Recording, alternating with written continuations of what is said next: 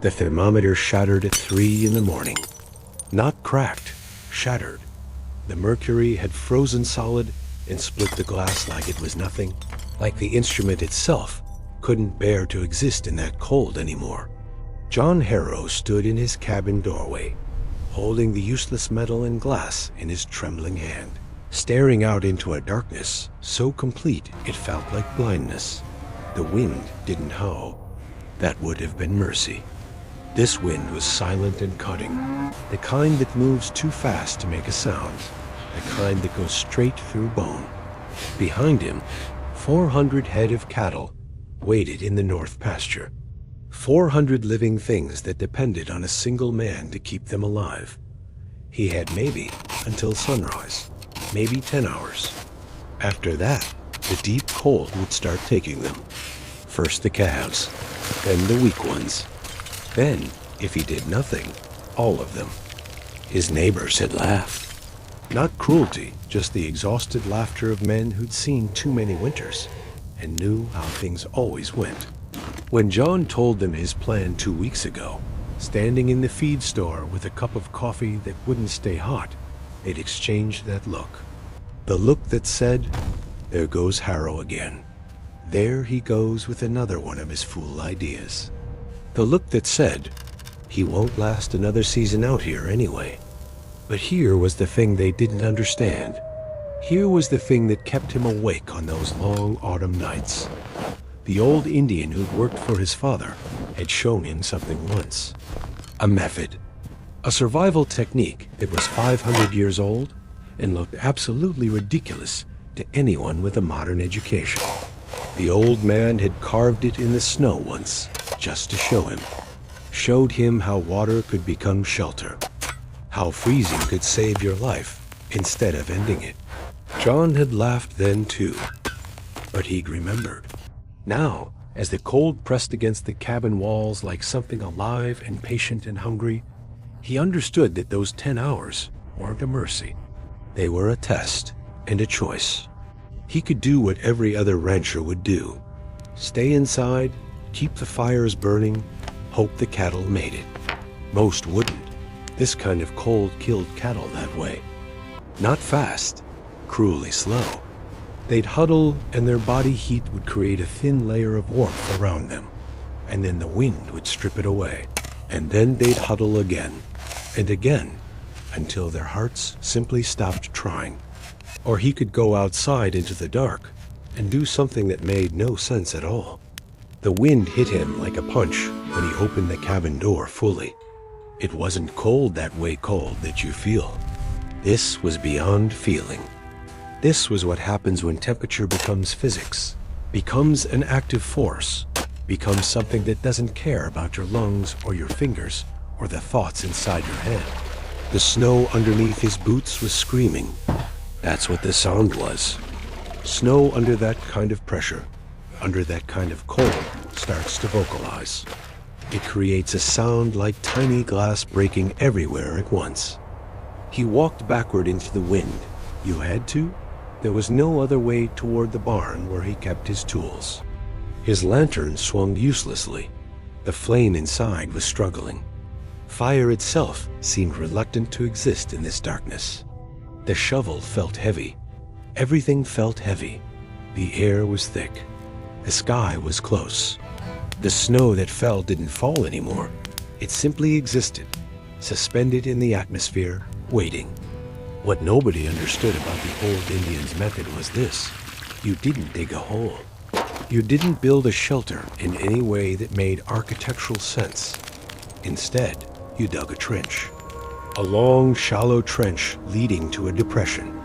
Then, when the moment was right, when the wind was strongest and the conditions were perfect, you did something that would get you labeled insane by anyone who understood modern livestock management. You flooded it with water, and you let it freeze.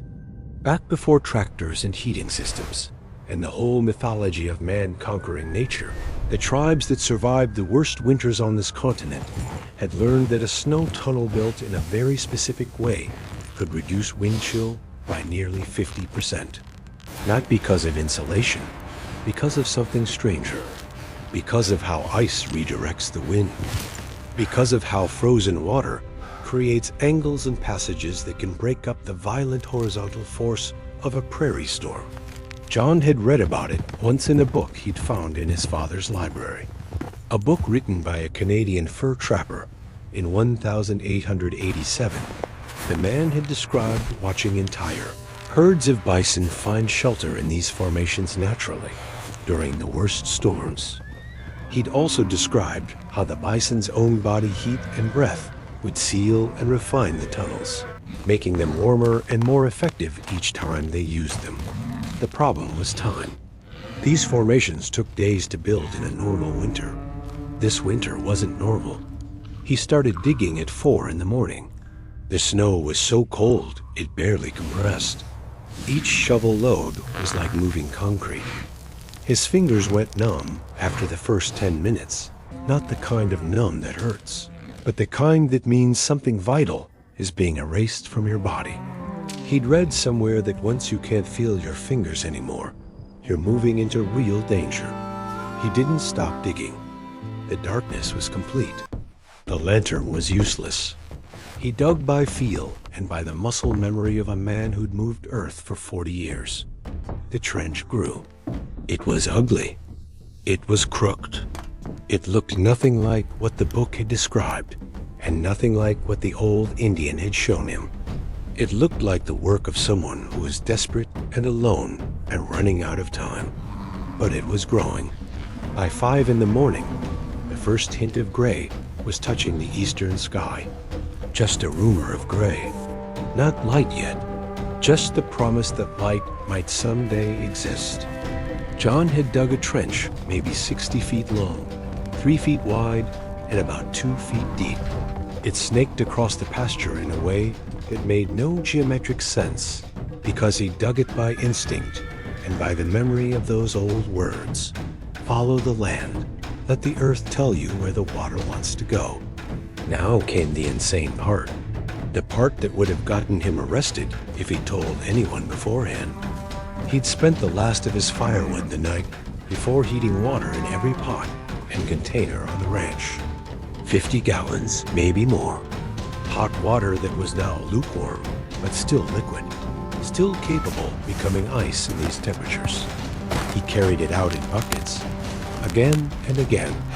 The wind was worse now, because dawn was coming and the air was starting to move differently. Worse, but also better, at least he could see. The gray was becoming actual light. The landscape was revealing itself, all white and empty and absolutely hostile. If you're listening to this story, if you're hearing these words, I want you to understand something right now. This is the moment where most people would have quit. This is the moment where the rational mind would have spoken up and said, "What are you doing? You're exhausted. You're half frozen.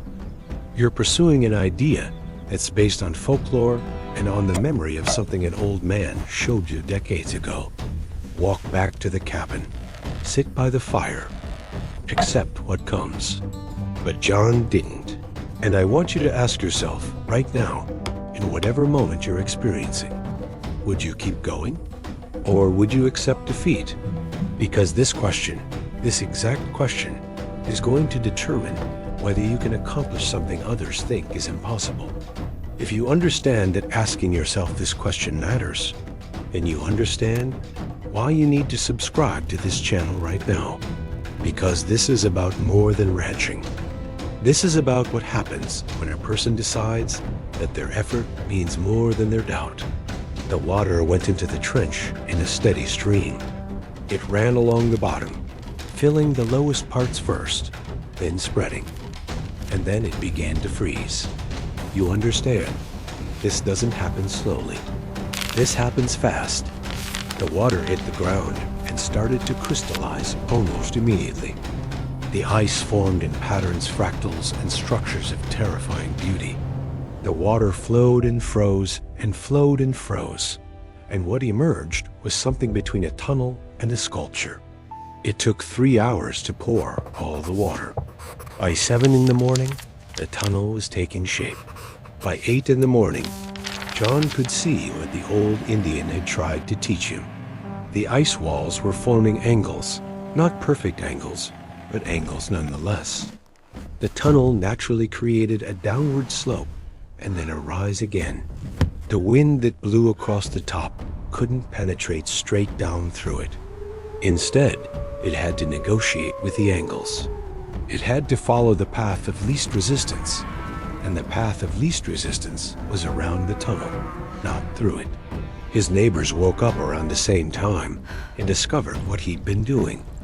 One of them, Garrett Whitmore, rode out on horseback through the early morning. Garrett was a good man, a fair man, but he was also a man who'd learned to live within the boundaries of what was possible. "John," he called out, his voice carrying that strange acoustic quality that cold air creates. "What in God's name are you doing?" John didn't answer at first. He was looking at the cattle. They'd sensed something changing. They were moving toward the trench, not understanding it yet, but understanding that something was different. "Building shelter," John finally said. "That's not shelter," Garrett said. He wasn't being cruel. He was being factual. "That's just ice. That's what shelter is," John replied. "Just ice and angles, and the understanding that you can use the thing that's trying to kill you to save yourself." Garrett watched for a moment. Then he turned his horse around. "I'm going to tell the others," he said, "in case you need help. In case this," he paused, searching for a diplomatic word, "in case you need support." But he didn't wait for a response. He rode back toward town. By 9 in the morning, John couldn't lift his arms anymore. The fatigue had moved beyond physical exhaustion into something that felt neurological. His body was starting to shut down. Hypothermia was moving in, quiet and seductive, whispering that sleep might feel good right now. Just a few minutes of rest. He sat down in the snow instead, just sat and watched. The cattle had begun to enter the tunnel. Not all of them. The oldest and most experienced cows first. They moved into the ice structure tentatively, testing it with their bodies, understanding in whatever ancient way cattle understand that this space was different. It was darker. It was protected from the wind. And most importantly, it was warmer. Even by a few degrees, even though it was made entirely of ice, the tunnel was warmer than the open prairie. The first cow found the lowest part of the trench and lay down. Then another, then another. The tunnel began to fill with cattle. Their body heat began to work exactly as it had in the old Indian's description. The warmth of their breath and their bodies began to refine the tunnel. Their breath condensed on the ice walls and froze again, creating a seal, making it even more efficient. By noon, 384 head of cattle had taken shelter in that tunnel. By evening, when the temperature dropped to 60 below and the wind reached velocities that should have killed anything that breathed, John Harrow stood in his cabin doorway watching the tunnel. The ice structure was glowing faintly in the fading light. The cattle inside were safe. They were alive. They were warm enough. He collapsed then, just fell. The cold and fatigue and the profound weight of what he'd just accomplished, combined with the adrenaline leaving his body all at once, simply took him down. Garrett and 2 other neighbors found him on the cabin floor at dusk. They carried him to his bed and piled blankets on him and made him drink hot coffee and did all the things you do for a man who's been in the cold too long. Now, I need you to understand something about what happened next, because here's where the story could have ended with John Harrow being celebrated as a genius. But it didn't end that way. Not completely. The tunnel worked. For 3 days, while the temperature stayed below 50 below zero and the wind never stopped, the tunnel kept those cattle alive. Better than alive, the cattle inside were actually gaining weight, not losing it, because the reduction in wind chill meant they weren't burning through calories, just trying to maintain body temperature. But here was the thing that broke John Harrow's heart, and the thing that should have broken his spirit. If he'd been a different kind of man, 16 cattle didn't make it into the tunnel. They were the ones that panicked, the ones that didn't understand, the ones that tried to push their way in too early and got jammed up, and then retreated back into the open cold, and then they were too exhausted to try again. Those 16 cattle didn't survive the night, and when the neighbors found out, when they realized that the tunnel method wasn't perfect, that it wasn't a complete solution, some of them stopped talking about how genius the plan had been. Some of them started saying, well, he lost 16 head anyway. It's not like it actually worked. Some of them said, he got lucky. If the conditions had been different, the whole thing would have failed. But here's what they missed. Here's what I need you to understand right now. And I need you to understand it so clearly that you feel it in your chest. Of the 400 cattle that started that night, 384 lived. And there's not a single rancher in the history of that region who'd managed better during a cold that severe. The old methods, the huddling, the hay, the prayers, they never saved more than 250 heads in conditions like that. John Harrow invented a technique on a single night that saved 134 lives. Not because he was smarter than anyone else, not because he had better equipment, not because he was luckier, but because he was willing to try something that everyone else thought was stupid. If you're hearing this story, if you're watching this right now, I want you to pause for a moment. And I want you to think about what in your life you've decided is impossible. What have you decided is too risky? What have you decided is too foolish to attempt? Because the question isn't whether your neighbors will laugh. The question is, what happens if you're right? What becomes possible if you're willing to be the person who does the thing everyone else thinks is insane? This is exactly why I need you to like this video right now. Because the algorithm doesn't promote caution. It doesn't promote the safe choices. It promotes the people who are willing to do something different. So like this video. Hit that like button. Let me know that you understand the power of choosing your own path. When spring came and the ice melted, the tunnel disappeared. It left no trace except the gratitude in the surviving cattle and the respect grudging at first, then genuine from the neighbors. John Harrow never wrote a paper on the technique. He never tried to patent it or commercialize it. He just rebuilt his farm. He just kept ranching. But for the next 40 years, whenever someone in the region faced a winter they thought would finish them, they'd remember that story. They'd remember the tunnel. And some of them would try it. And most of the time, it worked. Not perfectly, but well enough. Well enough to make the difference between survival and tragedy. The old Indian who'd shown John the original technique had long since passed. But if he could have seen what became of that knowledge, if he could have seen how one man's willingness to look foolish had saved thousands of cattle over the next 4 decades, he might have smiled, might have understood that the real strength of that old knowledge wasn't in the technique itself. It was in the fact that it was designed to be adapted, to be changed, to be made new by each person who used it. Last month, I received a letter from a rancher in Montana. Her name is Sarah Chun, and her family runs cattle on the high plains near the Canadian border. She wrote to tell me that during the worst winter in a decade, she'd tried the tunnel method. She'd modified it. She'd added drainage systems and windbreaks that John Harrow never could have imagined. And she'd saved 537 head of cattle. She wrote, "Your story about John Harrow saved my ranch. I'd made the decision to sell. I thought the winter would finish me. But then I saw his name. Then I understood that impossible just means no one's done it yet. That's what I want you to take from this story. That's what I want you to carry with you when you step out into your own cold. Because the cold is real. The wind is real. The pressure of what everyone expects you to accept as inevitable is absolutely real. But so is the possibility that you're standing at the edge of something new. Something that the people around you think is stupid.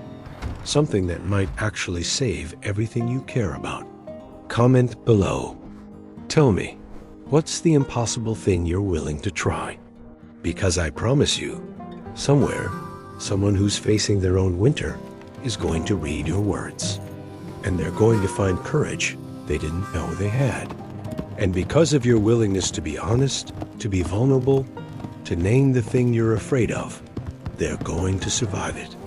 The thermometer finally registered a readable temperature at 5 in the afternoon on the 4th day. It showed -35 degrees. It was warm enough to feel almost comfortable. The cattle could leave the tunnel, though many of them chose to return each night for the remaining cold weeks. John Harrow never talked much about it after. When people asked him about the tunnel, he'd say something simple. The cold teaches you something if you're willing to listen. It teaches you that survival isn't always about what you have. Sometimes it's about what you understand. And then he'd return to whatever he was doing, fixing a fence, mending a saddle, moving through his days with the quiet authority of a man who'd faced something impossible and refused to accept that it remained impossible. That's the kind of strength I'm talking about. Not the loud kind, not the celebrated kind. The kind that comes from understanding in your bones that the rules you've been given aren't rules at all. They're just suggestions from people who haven't tried yet. This is the moment where I ask you to subscribe. Not because I'm asking, because you've come this far with John Harrow, because you've felt the cold with him, because you've understood something about what's possible when a person is desperate, enough and brave enough to look foolish in pursuit of something real. Subscribe, and then tell me, what's your snow tunnel? What's the impossible thing you're building right now? The cattle grazed through the summer that followed that terrible winter, and they were strong. Stronger than cattle that had never faced it. Stronger because of what they'd survived. Stronger because a man had refused to accept the boundaries everyone else had drawn around the word possible. And in the years that came after, whenever someone asked John why he'd tried something so ridiculous, he'd remember the old Indian's words. He'd remember the moment when understanding becomes action. He'd remember the moment when stupidity becomes genius, and the only difference is whether it works. That difference comes down to one thing: being willing to be the person who does it when nobody else will.